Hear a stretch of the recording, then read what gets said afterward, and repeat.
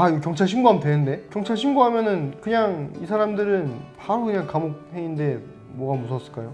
반드시 엄벌을 받았으면 좋겠고 우리 가족들의 아픈 마음도 조금이나마 좀 위로가 되었으면 좋겠습니다. 본 방송은 법률 방송과 함께 제작하고 있는 방송입니다. 크이루 크로코다일입니다. 호로이로 호변입니다. 네, 로블로 15화. 네, 5번 화는 좀 심각한 이야기입니다. 군대 후임을 갖다가 손도끼로 협박을 한 사건이 있어가지고 이 내용에 대해서 한번 이야기를 해보겠습니다. 협박당한 사람은 이제 아파트 옥상에서 뛰어내려가지고 스스로 목숨을 끊은 걸로 알려져 있는데요. 이 사건이 이제 지난 8월 초에 있었던 일입니다. 이게 최근에서야 이제 언론 막 올라오고 있는데 죽은 김군이 군대 선임이랑 후임한테 돈을 빌려줬는데 이거 갚으라고 얘기를 했더니 갚으라는 돈은 안 갚고 이제 손도끼를 들고 협박을 한 사건인데요. 이 사람들 다 상근이에요. 김군이 이제 제대를 하고 일주일 만에 벌어진 사건인데 선임은 이제 예비역이고 후임은 현재도 현역 복무 중으로 알고 있습니다.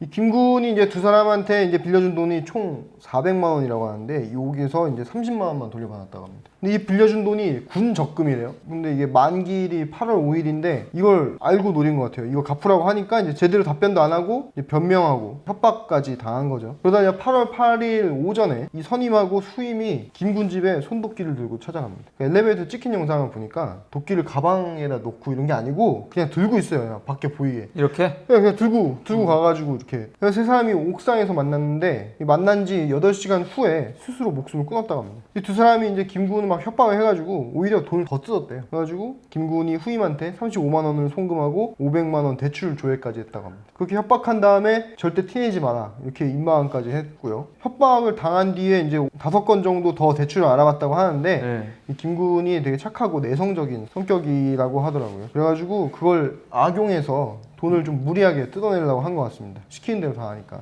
결국 선임은 이제 충남 서산경찰서에 구속돼가지고 조사 중이고 현역인 후임은 군경찰서 수사 중인데 왜 돈이 이렇게 필요했냐 물어보니까 도박 자금이 필요해서 그랬다. 이렇게 통화 녹취를 통해서 밝혀졌습니다. 근데 이게 좀 이상한 게 있어요. 뭐가요? 경찰에 입수된 녹취록이 있는데 이 김군의 군 선임이랑 후임 지인의 통화 녹취록이라고 하는데 이게 좀 내용이 이상합니다. 그 통화 내용에서 선임이 김군이 오후 4시 이전에 죽었다라고 말한 내용이 있거든요. 근데 이 선임이 119에 4시 20분에 신고를 했다고 합니다. 그러니까 실제 죽은 시간하고 약간 텀이 있는 거예요. 그리고 이 죽음을 최초로 가족에게 알린 것도 이 선임이에요. 그러니까 사건 당일날 오전에 찾아와서 협박을 하고 헤어진 다음에 지들이 협박을 해놓고 연락이 안 되니까 괜히 걱정이 된 것 같아요. 내가 봤을 땐 돈 내놓으라고 그랬잖아. 그러니까 독촉하려고 전화를 한 것 같아. 그랬다가 이제 그때 연락이 안 된 거지. 그래서 이제 김군 집에 찾아와가지고 김군 어디 있느냐 그리고 작은 누나한테 물어보니까 누나도 어디인지 모른다고 하다가 이제 다시 밖에 나가니까 이제 김군이 떨어져 죽은 걸 보고 가족한테 알린 거죠. 그 누나도 이제 놀라가지고 황급히 나가서 보니까 이미 119가 와 있었다고 합니다. 근데 이 선임이 또 바로 경찰에 잡힌 것도 아니에요. 사건 발생한 후에 이제 20일 이상 지나서 입건이 됐다고 하는데 사망 당일에 김군 불러내고 신고됐고 심지어 가족에게 사망 소식까지 알려줬는데 바로 입건이 안 됐습니다. 네. 3주가 넘도록 참고인 신분이었다고 하네요. 그래서 이 선임의 행동도 좀 이상하고 경찰도 조금 이상합니다. 누가 봐도 용의자일 가능성이 다분한데 왜 이렇게 된 건지 이해가 안 가고. 아까도 얘기했지만은 김군한테 2명 누나가 있었다고 했잖아요. 누나 한 명은 이제 충격을 받아가지고 결국에는 수면제를 다량 먹고 목숨을 끊었다고 합니다. 이 수사가 이제 잘 진행되게 하려고 지금 청와대 청원까지 올라가 있는데 정말 안타까운 사건입니다. 이 사건이 발생하고 선임이라는 사람이 3주가 지나서 입건이 됐다고 하는데 이게 왜 이렇게 지연이 됐던 걸까요? 이게 자살이잖아요. 경찰 입장에서는 자살의 원인이 네네. 이제 누군가가 이제 공갈을 했거나 네. 뭐 그런 것 때문에 자살을 했다고 단정 짓기는 어렵잖아요. 그죠? 예를 들어서 폭행을 했어. 네. 아니면 상해를 입혔어. 네. 아니면은 뭐 살인을 했다. 그러면 당장 가해자가 특정이 되잖아요. 근데 이 공갈 행위만 한 것 같아요. 지금 보니까 이제 사망하고 협박과 공갈을 인과관계가 연관시키지 못했던 게 아닌가 사건 초반에는. 네네. 그래서 이제 왜 자살을 했는지 이제 조사를 해보니 이 공갈 행위로 인해서 이 자살을 한 것 같다. 그런 시점에 참고인에서 피의자로 전환을 시킨 게 아닌가 이렇게 생각이 됩니다. 확실히 손도끼가 좀 큰 것 같아요. 그쵸. 예를 들어서 경찰에 신고를 한다고 해도 나는 손도끼로 죽을 것 같다. 약간 이런 생각을 했을 수도 있고. 이거 경찰 신고하면 되는데? 경찰 신고하면은 그냥 이 사람들은 바로 그냥 감옥행인데 뭐가 무서웠을까요? 아, 감옥에서 또 나오면은 또 보복당할 수도 있으니까 나는 더 이상 이제 빠져나올 수 없는 늪에 빠졌다 막 약간 이런 식으로 생각을 한 게 아닌가. 그럴 수 있죠. 그리고 저는 35세 변호사가 됐어요. 근데 이제 법에 대해서 잘 모르던 시절에 저랑 네. 지금의 저를 생각을 해보면 이런 문제를 맞닥뜨렸을 때 굉장히 다르게 대처할 것 같긴 해요. 저도 군대를 막 제대한 20대 초반이었으면 네. 경찰에 신고한다라는 생각을 바로 떠올리지 못했을 것 같아요.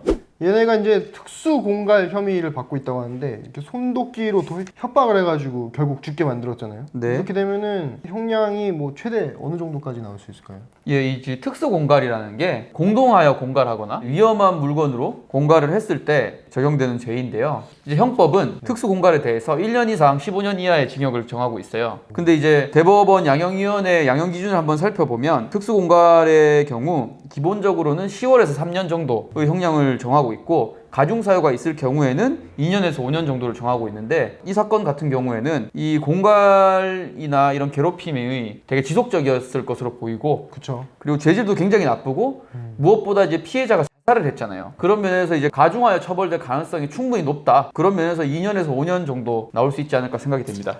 굉장히 죄질에 비해서는 너무 적게 느껴지는 건 사실이에요. 근데 또 직접 살인을 한 건 아니니까. 그쵸. 민 건 아니니까 이제 우리 시청자 여러분이나 저나 살인죄에 상당한 엄벌을 처하고 싶은 마음이 드는데 네. 일단은 특수공갈으로 의율해야 될 것 같습니다. 근데 이게 타임라인을 보면요. 네. 자, 오전 8시경에 군 선임이랑 후임이 김군한테 이제 손도끼를 들고 찾아오고요. 네. 이때 1시간 정도 대화를 하고 네. 이때 협박이 있었을 걸로 예상이 돼요. 그쵸. 그리고 12시 전후로 김군이 PC방에 가서 대출 조회를 하고 후임에게 추가로 35만 원을 송금합니다. 네. 그리고 오후 3시경에 김군 아파트에서 투신을 하는데요.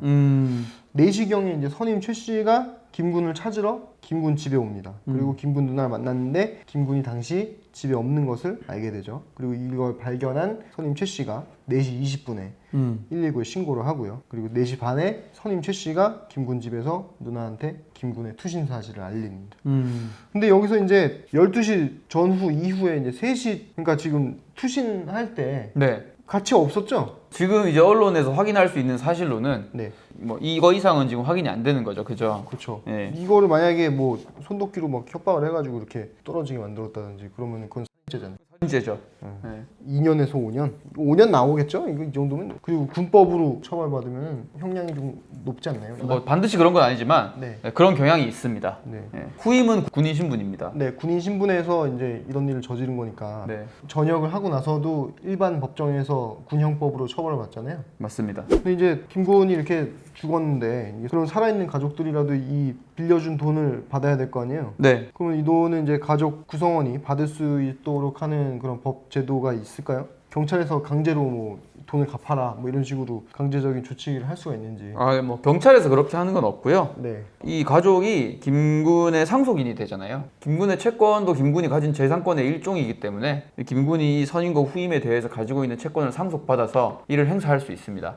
그리고 이 채권보다 더 큰 게 있어요. 김군 입장에서는 이 선임과 후임 때문에 자살까지 이르게 되는 피해를 입었잖아요. 아, 그렇죠. 그렇죠. 선임과 후임은 김군에게 불법 행위를 저지른 거고 김군은 그로 인해 손해배상 채권이 발생한 거예요. 자살이라는 손해배상 채권이. 그리고 이 불법 행위 손해배상 채권은 김군이 죽었을 때 가족들에게 상속이 됩니다. 위자료를 받을 수 있다는 얘기죠. 그 위자료는 또 별도예요. 아, 위자료는 가족들이 가해자들에게 직접적으로 가지는 손해배상 채권이고 네. 김군이 가해자들에게 가지는 손해배상 채권도 따로 별개예요. 이것 또한 가족들이 상속을 받습니다. 민사를 걸어서 두 개 항목으로 내 위자료 내놔라, 김군의 위자료 내놔라, 네. 이렇게 할 수 있습니다. 그 죽은 사람에게도 그게 존재하는군요. 네, 맞습니다. 와. 일단 그 사고가 발생한 시점에 김군한테는 이 손해배상 채권이 발생을 하게 되는 거고 김군이 죽는 시점에 상속이 되게 되는 겁니다. 그 전체적인 과정에서 발생하는 거죠. 네네. 아무튼 알겠습니다. 오늘도 느끼지만 이 법률의 세계는 오묘하다 진짜. 와, 이건 진짜 그런 놈들이 다 있는지 모르겠네 진짜. 반드시 엄벌을 받았으면 좋겠고 우리 가족들의 아픈 마음도 어떻게 회복이 되기는 어렵겠지만 조금이나마 좀 위로가 되었으면 좋겠습니다. 아, 근데 이런 경우면은 사실상 군대 내에서도 네. 뭔가가 있었을 것 같아요. 아, 당연하죠. 당연히 있었을 거예요. 네, 그러니까 후임이 선임을 괴롭히는 경우도 있잖아요. 맞아요. 그러니까 가해자 둘이서 네, 뭔가 가스라이팅을 하고 맞아요. 그 정신적으로 약간 굴복시킨 그런 어떤 정황 같은 게 있을 것 같아요. 뭐 수사를 하고 나면은 밝혀지겠죠, 그런 예. 것들이 우리 시청자분들 중에서도 이 정도 나이에 이 또래가 있을 것 같은데요. 많죠. 예, 이런 억울한 일을 당하고 하면은 너무 마음 졸이거나 그러지 마시고 언제나 법률로서 네. 이제 구제받을 수 있는 길이 있으니까 그거 이런 일 생기면은 네, 저한테 인스타로 DM 보내세요. 네.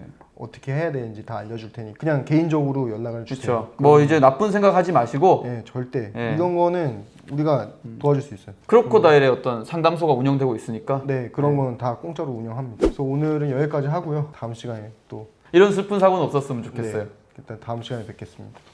그바! 호바로